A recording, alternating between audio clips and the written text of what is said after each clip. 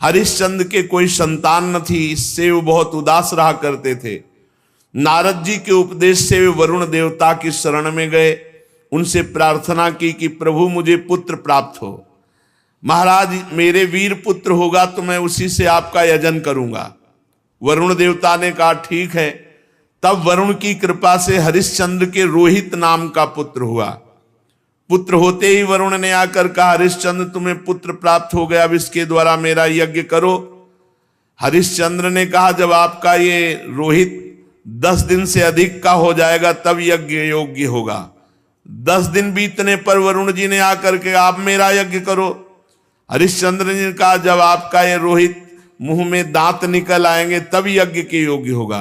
दांत उगाने पर वरुण देवता ने कहा, अब तो दांत निकल आए, मेरा यज्ञ करो। हरिश्चंद्र ने कहा, जब इसके दूध के दांत गिर जाएंगे तब ये यज्ञ के योग होगा। जब दूध के दांत गिर गए तो वरुण देवता ने कहा, अब तो मेरा यज्ञ करो। हरिश्चंद्र ने कहा, जब दोबारा दांत आ जाएंगे तब ये यज्ञ के योग्य होगा। दांतों के उगाने पर वरुण ने कहा, मेरा यज्ञ करो। हरिश्चंद्र ने कहा, महाराज क्षत्रिय राजकुमार तब यज्ञ के योग्य होता है जब वो कवच धारण करने लगे। राजा हरिश्चंद्र पुत्र के प्रेम से ऐसा टालते रहे। उनका हृदय पुत्र प्रेम में जकड़ा हुआ था। जो जो समय बताते वरुण देवता उसी की बाट देखते। जब रोहित कुंवर को इस बात का पता चला कि पिताजी तो मेरा बलिदान करना चाहते हैं, तो अपने प्राणों की रक्षा के लिए हाथ में धनुष लेकर वन में चले गए। कुछ दिन के बाद उन्हें मालूम हुआ कि वरुण देवता ने रुष्ट होकर मेरे पिताजी पर आक्रमण किया है, जिसके कारण वे महोदर रोग से पीड़ित हो रहे। तब रोहित अपने नगर की ओर चल पड़ा, परंतु इंद्र ने आकर उसे रोक दिया। कहा, बेटा रोहित, यज्ञ पशु बनकर मरने की अपेक्षा है पवित्र तीर्थ और क्षेत्रों का सेवन करते हुए पृथ्वी में विचरण करना। इंद्र की बात मानकर वो 1 वर्ष तक और वन में ही रहे। इस प्रकार दूसरे, तीसरे, चौथे और 5वें वर्ष जहां जाने का विचार करते तो इंद्र देवता कोई न कोई रूप रख कर आते और उसे रोक देते। 6 वर्ष तक रोहित वन में ही रहे। 7वें वर्ष जब वो अपने नगर को लौटने लगे तो उसने अजीगर्त से उनके मंझले पुत्र शुनासेप को मोल ले लिया और उसे यज्ञ पशु बनाने के लिए अपने पिता को सौंपकर उनके चरणों में नमस्कार किया। तब परम यशस्वी श्रेष्ठ चरित्र वाले राजा हरिश्चंद्र ने महोदर रोग से छूटकर पुरुषमेध यज्ञ के द्वारा वरुण आदि देवताओं का यजन किया। उस यज्ञ में विश्वामित्र जी होता हुए, परम संयमी जमदग्नि जी ने अध्वर्यु का काम किया, वशिष्ठ जी ब्रह्मा बने, अयास्य मुनि सामगान करने वाले उद्गाता बने। उस समय इंद्र ने प्रसन्न होकर हरिश्चंद्र को एक सोने का रथ दिया। आगे चलकर मैं शुनासेप का महात्म वर्णन करूंगा। हरिश्चंद्र को अपनी पत्नी के साथ सत्य में दृढ़ता पूर्वक स्थित देकर विश्वामित्र जी बहुत प्रसन्न हुए। विश्वामित्र जी ने बड़ी कठोर परीक्षा ली हरिश्चंद्र जी की। एक दिन महाराज हरिश्चंद्र जी अपने राज्य के वन में भ्रमण कर रहे थे तो आवाज आई कुछ स्त्रियों की, रक्षा करो, रक्षा करो। महाराज हरिश्चंद्र ने विचार किया कि हमारे राज्य में कोई बेविचारी तो है नहीं जो ऐसा कर सके। उनके राज्य में कोई ऐसा नहीं था। बहुत कठोर शासन हरिश्चंद्र जी का। ये अयोध्या के चक्रवर्ती सम्राट थे, धर्मात्मा, प्रजापालक, दानवीर, भगवत भक्त और धर्मनिष्ठा का ऐसा प्रभाव कि इनके राज्य में कोई किसी माता बहन की तरफ गंदी दृष्टि से भी नहीं देख सकता था। इसीलिए उनके राज्य में किसी की अकाल मृत्यु नहीं होती, किसी को रोग नहीं होता। पूर्ववासियों में बड़ी धर्म की रुचि थी। तो जब एक दिन जंगल में शिकार खेलने गए तो वहां कुछ स्त्रियां पुकार रही थी और कह रही थी हमें बचाओ, हमें बचाओ। राजा ने शिकार खेलना छोड़कर उनके समीप गए और कहा डरो मत, हमारे राज्य में ऐसा दुष्ट बुद्धि वाला तो कोई है ही नहीं जो इस अन्याय करके किसी स्त्री को ऐसे, डरो मत। तो शांत हो गई। पास में देखा विश्वामित्र जी खड़े थे और वो स्त्रियां और कोई नहीं थी, विद्याएं थी। जो अपने तपोबल से समस्त विद्याओं को अधीन विश्वामित्र जी कर रहे थे। मूर्तिमती विद्या स्त्री होकर क्रंदन कर रही थी और विश्वामित्र जी उन्हें अधीन कर रहे थे। जब उन्होंने कहा ऐसा कोई दुष्ट बुद्धि वाला हमारे राज्य में है ही नहीं, कौन है जो तुम्हें सता रहा है? तो विश्वामित्र जी ने कहा सता तो हम रहे, तो दुष्ट बुद्धि के हम हुए। और भारी क्रोध आ गया। जो ही क्रोध आया सो तप में क्रोध आना हानि का विषय, विद्याएं सब अंतर ध्यान हो गई। विश्वामित्र जी ने कहा इतना तप करने के बाद मैंने अपने क्रोध को संभाला था और विद्याओं को अधीन किया, तुमने मुक्त करा दिया, तुम बड़े दयालु हो। गुस्सा में कहा। हरिश्चंद्र जी ने हाथ जोड़कर विनय पूर्वक कहा, मुनि मैं राज्य धर्म का पालन कर रहा हूं। राजा का कर्तव्य है, यदि कोई अनाथ कोई शरणागत किसी भी तरह सताया जाता है तो उसकी रक्षा करना कर्तव्य है। अच्छा तो फिर मेरी भी रक्षा करो, मेरी इच्छा अनुसार दान करो। राजा ने कहा आदेश कीजिए। तो उनका इस समय तुम्हारे पास क्या है?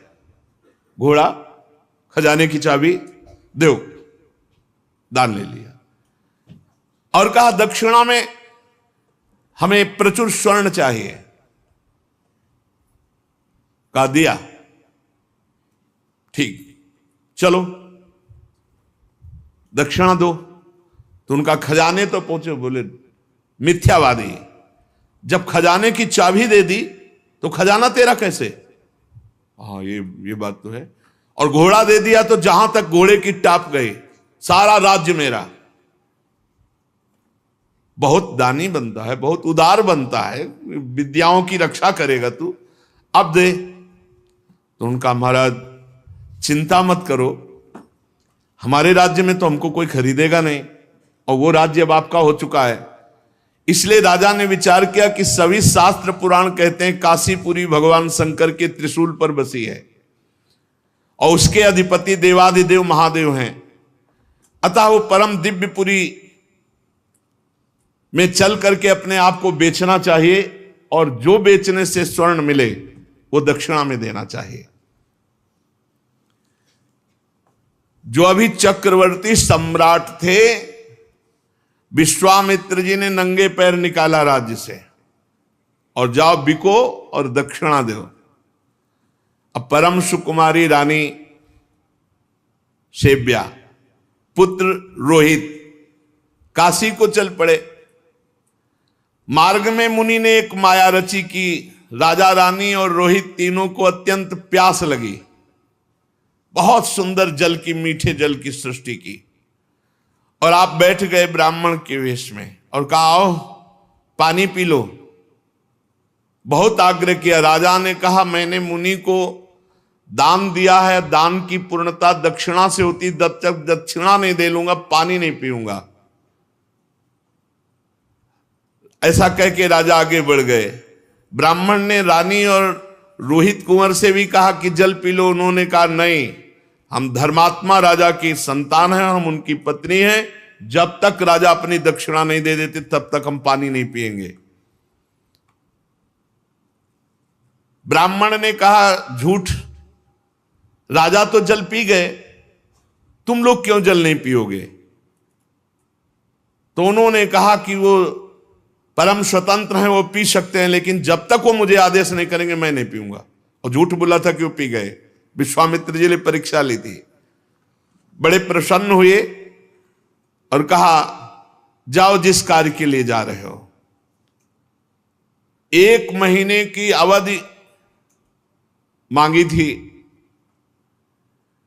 1 दिन शेष रह गया। अब यहां अयोध्या से काशी पैदल चल के जाना। विश्वामित्र जी ने कहा कि अगर तुमने हमारी दक्षिणा नहीं दी और समय पूरा हो गया तो मैं तुम्हें शाप दे दूंगा। आज का अंतिम दिन है। हरिश्चंद्र ने मुनि को प्रणाम किया और कहा अभी आधा दिन शेष है, अभी आप कुछ मत बोलिएगा, प्रयास करते हैं कोई मुझे खरीद ले। आपने इतने दिन प्रतीक्षा की और कर लीजिए, आधा दिन की ही तो बात है। मुनि अंतर्धान हो गए। राजा ने अपने बेचने का निश्चय करके पुकारा। साध्वी रानी ने कहा, महाराज अगर आप बिक जाएंगे तो मैं और पुत्र। तो उन्होंने कहा, देखो धर्म के लिए सब कुछ बलिदान है। अगर पूरी दक्षिणा नहीं पड़ी तो आपको भी बेच दूंगा, पुत्र को भी बेच दूंगा, अपने आप को बेच दूंगा। पति की ऐसी अवस्था देख करके रानी बहुत अंदर से विकल हुई। उधर विश्वामित्र जी की कड़ी चेतावना, तो चित्त में दुख है और गदगद कंठ से पुकार, कोई मुझे खरीद ले। तो एक वृद्ध ब्राह्मणी के वेश में 500 स्वर्ण मुद्राएं देकर के रानी को खरीदा। रानी ने उस ब्राह्मणी से प्रार्थना की कि यथाशक्ति मैं घर की पूरी सेवा करूंगी, कभी इंकार नहीं करूंगी। मेरी 3 बातें आपको माननी होंगी। मैं कभी किसी पुरुष से संभाषण नहीं करूंगी, एकांत में नहीं मिलूंगी, किसी का जूठा नहीं खाऊंगी, और सेवा के अतिरिक्त मैं एकांतवास करूंगी, मेरे समीप कोई नहीं आना चाहिए। स्वीकार कर लिया। अब राजा के सामने ही रानी बिक गई। अब पुत्र को अंचल पकड़कर मां के संग जाते देख करके पहले तो बहुत हटाया, जब नहीं हटा तब कुछ स्वर्ण मुद्राएं देकर पुत्र को भी साथ में खरीद लिया। राजा अत्यंत दुख से व्यथित कि कहां राजकुमार और महारानी कैसे रहती थी, आज बिक करके सेवा में। विश्वामित्र जी याद हमके राजा ने प्राप्त धन कि हमने पुत्र और पत्नी बेच दिया, ये लीजिए। तो उनका शेष पूरा कौन करेगा? कहा, महाराज अभी मैं हूं ना, मैं अपने को आवाज लगाता हूं, कोई ना कोई मिल ही जाएगा। तो उसी समय चांडाल खरीदने के लिए उपस्थित हुआ। विश्वामित्र जी की पूरी दक्षिणा दी। जब राजा को पता चला खरीदने वाला मेरे को चांडाल है, तो उन्होंने कहा, विश्वामित्र जी आपकी शाप की अग्नि से जलकर मरना ठीक है, लेकिन इस चांडाल की अधीनता मैं स्वीकार नहीं कर सकता। विश्वामित्र जी, समय खत्म हो रहा है, मुझे दक्षिणा चाहिए थी, वो मिल गई, अब तुमको चांडाल के अधीन होकर रहना पड़ेगा। अब तो उसकी इच्छानुसार बनकर के दास सेवा करनी होगी। विश्वामित्र जी ने कहा, 1 अरब स्वर्ण मुद्रा दी है, हरिश्चंद्र तुम्हारे को खरीद लिया इस चांडाल ने। बड़ी विडंबना, चक्रवर्ती सम्राट चांडाल के अधीन। उन्होंने कहा, स्मशान में पहरा दो। रात्रि में स्मशान के पहरा में काम में लगा दिया। अब और दिन रात लाठी लिए हुए मरघट में सौदा करने वालों से कर वसूल करते। जहां सैकड़ों दासियां सेवा में रहती थी, वहां महारानी दासी बनकर के ब्राह्मणी के यहां सेवा में झाड़ू लगाना, घर लीपना, जल भरना, ये सब। और राजकुमार रोहित को भी सेवा दी गई थी, पुष्प चयन करके लाओ। विश्वामित्र जी को इतने पे भी संतोष नहीं हुआ। चांडाल की आज्ञा से नादों में जल भरते थे और विश्वामित्र जी उन नादों को फोड़ देते। जब जल बह जाता तो चांडाल आकर बहुत तिरस्कार करता हरिश्चंद्र का, हाथ जोड़े सर झुकाए खड़े रहते हरिश्चंद्र। एक दिन पुष्प चयन करने के लिए संध्या के समय राजकुमार रोहित गया तो वहां सर्प ने डस लिया। तत्काल प्राणांत हो गया बालक का। अब महारानी जिस पुत्र का मुख देखकर जीवित थी, वो पुत्र विधाता ने छीन लिया। दुख पे अपार दुख। रात्रि का घोर अंधकार, आकाश में मेघ आच्छन्न है। अकेली पुत्र के शव को लोग लेकर रोती हुई जा रही, वहां कोई साथ नहीं, कोई ब्राह्मणी साथ नहीं। श्मशान में पहुंची। हरिश्चंद्र जी ने देखा, अरे ये हालत हमारी पत्नी की धर्म के लिए, लेकिन मैं जब बिक चुका हूं तो अपने धर्म से नहीं हटूंगा।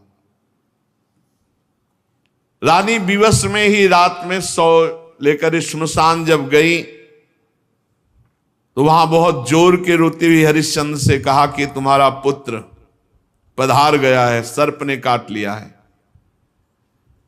हरिश्चंद्र बोले, श्मशान के स्वामी का पहले कर दो, फिर आपके लिए बिक गई हूं, आपके लिए बिकी हूं पुत्र के सहित। तो पुत्र पधार गया है, हमसे कह रहे हो कर दो, कहां से दूं, क्या है हमारे पास। अयोध्या नरेश चक्रवर्ती सम्राट महाराज हरिश्चंद्र वज्रपात मानो हो गया हो, लेकिन हिले नहीं, अपने धर्म में रहे। उन्होंने कहा कि तुम कल्पना भी नहीं कर सकती हो कि हरिश्चंद्र का हृदय इस समय कैसा है। देवी, आज्ञा का पालन अपने स्वामी को कर दिए बिना यहां हम सौदाह या प्रवाह नहीं होने देंगे। तुम अपने धर्म का पालन करो और मैं अपने धर्म का पालन करूंगा। देखो, तुम तनिक भी डिगना नहीं, भारी से भारी संकट आने पर भी तुम अपने धर्म में स्थित रहना, धर्म तुम्हारी रक्षा कर लेगा। सौ ढकने के लिए कोई वस्त्र तो था नहीं, तो अपने जो शरीर में वस्त्र था उसके पहला ही टुकड़ा करके लपेट कर लाई थी। पतिव्रता ने दूसरा उसी कपड़े का जैसा हिस्सा फाड़ा और कहा कि ये कर के रूप में ले लो। जे ही उन्होंने लिया तो विश्वामित्र जी प्रकट हुए और कहा कि आपने वो करके दिखाया, कोई मैं एक महात्मा के वचनों का पालन करने के लिए या धर्म के पालन के लिए इस तरह अपने जीवन को, राज्य को, परिवार को। उसी समय जो चांडाल ने खरीदा था वो प्रकट हुए और कहा, जानते हो मैं मूर्तिमान धर्म हूं, तुम्हें दास कौन बना सकता है। जो धर्मात्मा पुरुष है उसको किसी की त्रिभुवन में ताकत नहीं कि उसे दास बना सके। साक्षात धर्म, साक्षात धर्म ने ही चांडाल रूप होकर के खरीदा था। साक्षात अंबा अन्नपूर्णा ने ही, जो ब्राह्मण के वेश में थी, वो कुंवर को और रानी को खरीदा था। देवराज इंद्र ने अमृत की वर्षा की, रोहित कुंवर जीवित हो गए। विश्वामित्र जी ने कहा, ये अपनी चाबी पकड़ो और ये लगाम घोड़े की, जाओ तुम्हारी जय हो, तुम माया पर विजय प्राप्त कर चुके हो। देवराज ने कहा कि अब तुम्हें मृत्युलोक का राज्य करने की जरूरत नहीं, सशरीर स्वर्ग की यात्रा करो। हरिश्चंद्र ने कहा, नहीं, मर्यादा है, धर्म कहता है तो पहले यहां हम तप के द्वारा शरीर छोड़ेंगे, फिर जो भगवान गति देंगे। तो अयोध्या में पुनः महाराज हरिश्चंद्र जी आए। प्रजा जय जयकार करती हुई बहुत सुख में निमग्न हुई। सत्यात् परो धर्मः, सत्य से बढ़कर कोई परम धर्म नहीं। और जो धर्म का पालन करने के लिए कष्ट सहता है उसकी सदैव विजय होती है। ऐसे महाराज त्रिशंकु के पुत्र हरिश्चंद्र जी थे, जिनका यश सत्य के लिए विस्तार को प्राप्त हुआ। शेष चर्चा आगे। श्री राधा वल्लभ लाल की।